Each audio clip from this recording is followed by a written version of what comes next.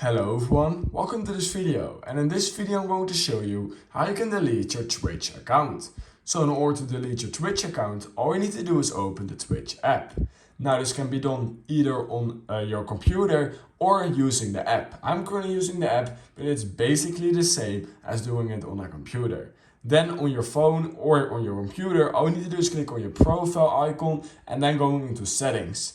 Then you're going to click on account. And we can see right here, permanently delete your account. Just click on it and you can tell them why you're deleting your account, but this is optional. Then click on delete and you need to confirm your password. So make sure to simply type in your password, just like this. And then you're going to click on next.